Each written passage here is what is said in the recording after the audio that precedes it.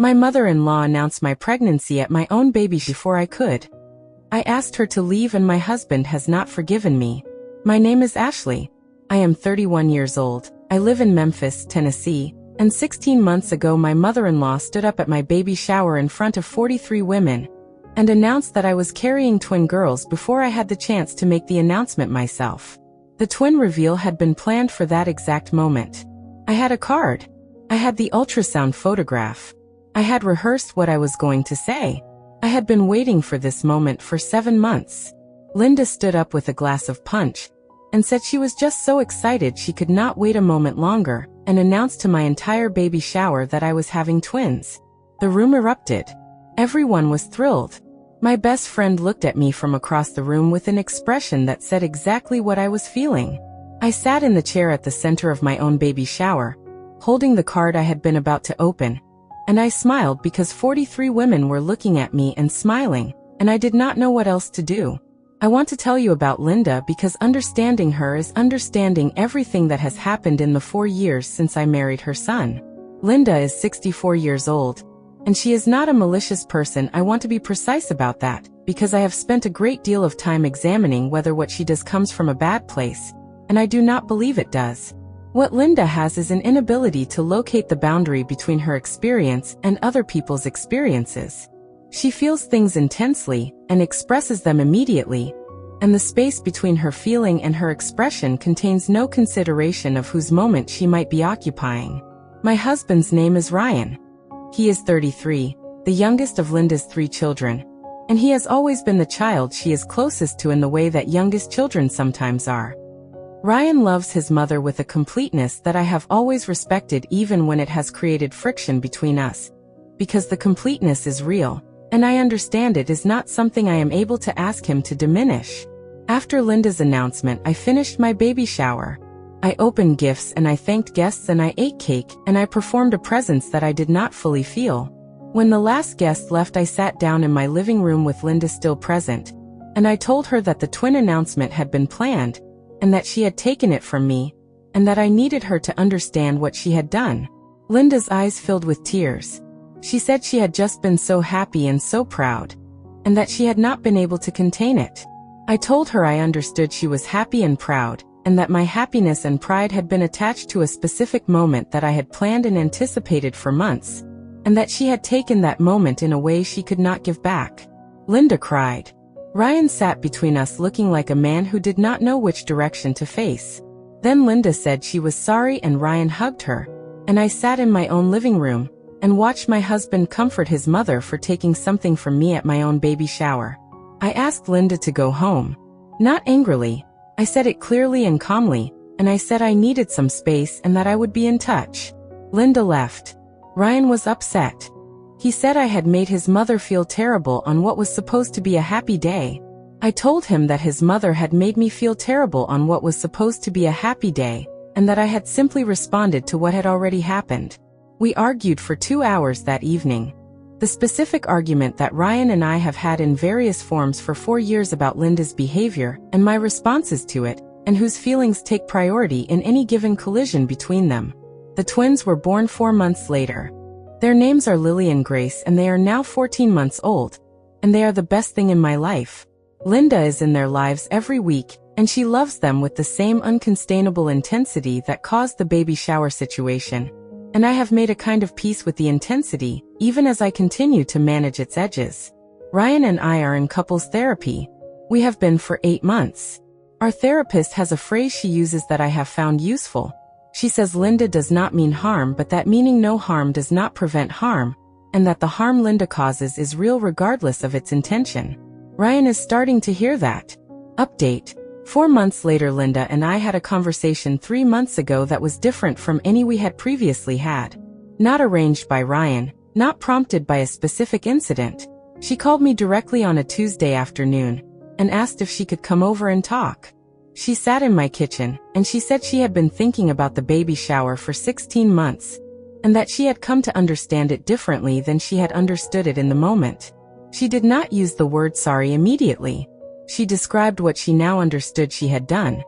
She said she had taken a moment that belonged to me and had made it hers because she had not been able to stop herself, and that not being able to stop herself was not an excuse, it was a problem she was working on. Then she said she was sorry. I told her I appreciated that more than she knew. Lily and Grace were crawling around the kitchen floor while we talked, and at one point Linda picked up Grace and held her, and said quietly that she was trying to be better for them too. I believe her. I am watching carefully. I believe her. AITA, my Emile told my children I was the reason their father and I divorced. My kids were 8 and 10 years old. My name is Donna. I am 42 years old. I live in Houston, Texas, and 3 years ago my mother-in-law sat down with my 8 and 10-year-old children while I was at a grocery store and told them that their parents' divorce was their mother's fault. She said it in those terms. Their mother's fault. My children came home from her house, a scheduled visit I had permitted, a visit I had trusted, and my 10-year-old son looked at me with an expression I had never seen on his face before and asked me if I had made Daddy leave. I sat down on the kitchen floor with my son and my daughter, and I asked them what they had been told. They told me. My mother-in-law's name is Beverly. She is 68 years old, and she had always been on the complicated side of my relationship with her son, but had never done anything I could not manage until that afternoon. My ex-husband's name is Greg. Our marriage had ended for reasons that were real and mutual and complicated, and that I had been extremely careful not to translate into any kind of narrative that assigned blame to either of us in front of our children, because our children are not participants in the story of why their parents' marriage ended, and I was not willing to make them carry any part of it. I had held this boundary with a precision that had required significant effort on my part for 18 months, and Beverly had undone it in an afternoon. I called Greg immediately. I told him what had happened in the exact words my children had reported. Greg was quiet for a moment. Then he said, "I will call my mother." I told him calling his mother was a start, and that I needed him to also understand what had been done to our children, and what it was going to require to undo it. I took my children to their therapist the following week. Their therapist, a woman named Dr. Susan who had been helping them navigate the divorce, spent 2 sessions with each of them working through what they had been told, and what it meant and what was true and what was not. Dr. Susan told me privately that the damage was not unfixable, but that it had been significant, and that children at those ages are not equipped to process parental blame in the way Beverly had delivered it, and that the next months would require careful attention. I sent Beverly a letter. I did not go to her house, and I did not call her because I did not trust myself to manage the conversation with the control it required. The letter was 2 pages and it was specific about what she had done, and what it had cost my children, and what I required from her. I required an apology to my children delivered in terms they could understand, delivered in my presence, within 2 weeks. Beverly called Greg instead of responding to me. Greg called me and said his mother was upset about the letter.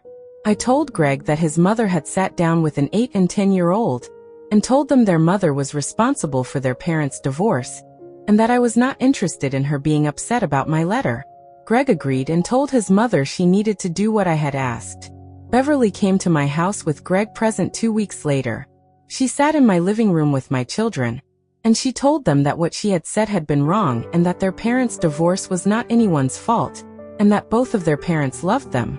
My son asked her why she had said it then. Beverly did not have a good answer. She said grown-ups make mistakes sometimes. My son nodded in a way that told me he was processing rather than accepting, and that the processing was going to take longer than one conversation. Beverly and I have never recovered what little relationship we had before that afternoon. I do not attend family events where she will be present. Greg manages his mother's contact with the children with an oversight he had not previously exercised. My children are doing well.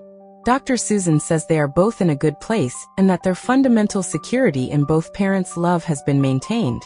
My son is 13 now and perceptive and asked me last year what had really happened with the divorce. I told him the honest age-appropriate version. He listened and said, "It sounds like it was complicated for both of you." I told him that was exactly right, and that he was wise. He shrugged in the way of 13-year-olds who are not yet comfortable accepting that they are wise. I love him so much. Update. 3 months later, Greg told me last month that Beverly had asked to see the children for her birthday. Greg asked me what I thought. I told him the children were old enough to have opinions about the visit, and that we should enough to have opinions about the visit, and that we should ask them rather than decide for them. We asked them. My son said he would go for a short visit. My daughter said she wanted to wait. We honored both answers. Greg took our son for 2 hours. Our son came home and said it had been okay and that Grandma had seemed different. I asked what he meant by different. He said quieter. I did not say anything about that. I made him a snack and we watched television, and I thought about the word quieter and what it might mean, and decided that quieter was probably the right direction for Beverly and left it there. AITA, my mother-in-law has been telling everyone my marriage is failing for 2 years. I found out when a stranger at a party offered me divorce attorney recommendations. My name is Christine. I am 36 years old. I live in Charlotte, North Carolina, and 8 months ago I attended a neighborhood party, and a woman I had never met before introduced herself and told me she had heard about my marriage troubles and wanted to recommend a good divorce attorney. I had no marriage troubles. My marriage was fine. My husband Marcus and I had been married for 7 years, and while we had the normal difficulties of a long marriage, we were not in any trouble that would have been visible from outside our home. I stood at that party with a glass of wine, and I processed what this stranger had just said to me, and I asked her where she had heard about my marriage troubles. She named my mother-in-law. My mother-in-law's name is Patricia. She is 65 years old, and she has never approved of me in the specific way of women who had a different person in mind for their son, and have never fully accepted the one he chose. She is civil to my face. She has been, I now understand, something different behind my back. I went home from the party and I told Marcus what had happened. Marcus looked at me for a moment, and then he sat down and I could see him doing the specific calculation of someone who is deciding how surprised to be by something. He was not fully surprised. He had heard things, secondhand, passed through relatives, that he had attributed to his mother's general anxiety about his happiness rather than to active narration of a failing marriage to people in our social circle. I told him that whatever he had attributed it to had reached the point of strangers offering me divorce attorney recommendations at neighborhood parties, and that I needed him to address it directly. Marcus called Patricia that evening. The conversation lasted 40 minutes and I was not present for it, but Marcus told me afterward that Patricia had admitted to expressing concerns about our marriage to people she was close to. She framed it as sharing her worries, as seeking support for her anxieties, as not having intended for it to spread. Marcus told her it had spread and that what she had been doing had a name, and the name was not sharing worries, and the name was not seeking support. I do not know exactly what Marcus said in those 40 minutes, but the specificity of his language when he described it to me afterward told me he had been clearer with his mother than he had previously been in 7 years of marriage. Patricia called me the following day.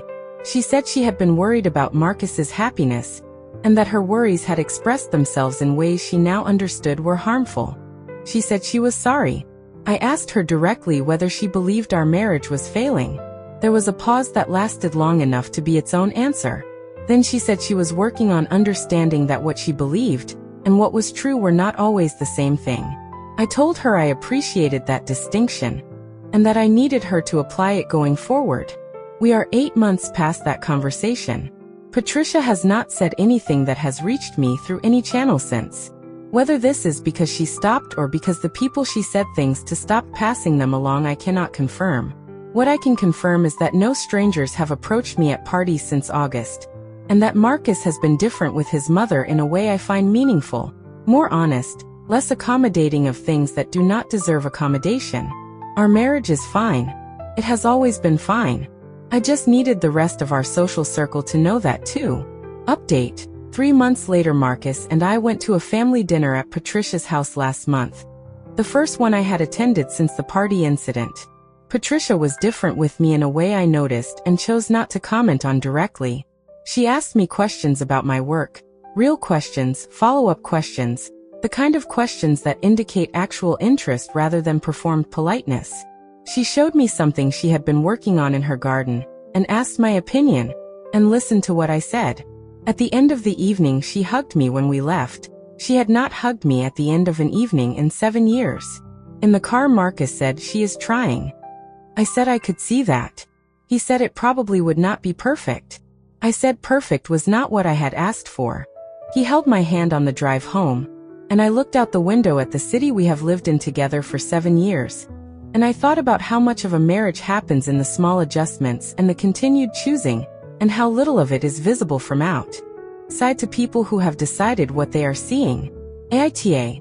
I told my mother-in-law her opinion was not required after she criticized my parenting for the 47th time. My husband says I was too harsh.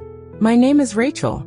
I am 34 years old. I live in Denver, Colorado. And 6 months ago I said something to my mother-in-law that I had been not saying for 6 years. And that came out with a specificity that surprised even me. I counted. I want to be clear about that because when I tell you that it was the 47th time, I mean that I kept a record. Not obsessively. I did not have a spreadsheet with timestamps. I had a notes app entry where I recorded each incident with a brief description because I had learned early in my relationship with Margaret that when I reported her behavior to my husband without documentation, he found ways to contextualize it that reduced its significance, and I had decided that documentation was the only way to have an accurate conversation. 47 incidents over 6 years. Some small, some not small. The 47th was about how I had cut my daughter's sandwich. My daughter is 4 years old.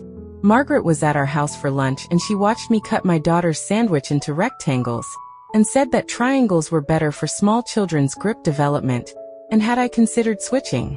I put down the knife. I looked at Margaret. I said, "Margaret, your opinion on how I cut my daughter's sandwich is not something I require." Margaret stared at me. My husband Thomas, who was standing at the counter, looked at me with an expression I can only describe as alarmed recognition. The expression of someone who has been waiting for something to happen, and is experiencing its arrival as both expected and more significant than anticipated. Margaret said she was only trying to help. I said I understood she believed that, and that 6 years of trying to help had produced 47 moments that had felt to me not like help but like criticism, and that I was no longer going to receive them as help. Margaret left shortly after. Thomas and I talked that evening for 2 hours. He said I had been too harsh. I showed him the notes app. He read it. He was quiet for a long time. He said he had not known it was that many. I told him I had tried to tell him, and that each individual incident had been small enough that my telling had not landed with the weight of the cumulative experience, and that the notes app was the cumulative experience in a format he could read. Thomas sat with the notes app for 20 minutes. He read every entry. When he finished, he put down my phone and he said, "I owe you an apology." He apologized. Not for his mother. He was clear that the apology was for not having understood the accumulation when I had tried to communicate it. He called Margaret the next day. "I do not know everything," he said. I know that Margaret called me 3 days later and said she had been thinking about what I said, and that she wanted to understand it better, and asked if we could talk. We talked for 90 minutes. I told her about the accumulation, not every incident, but enough to give her a picture of what 6 years of small criticisms had built into. She listened in a way she had not previously listened. She said she had not understood that she was doing it so consistently. I told her I believed her, and that the not understanding was part of the problem because I had been experiencing something she was not aware she was creating. Margaret has been to our house 4 times since that conversation. The sandwich incident was 6 months ago.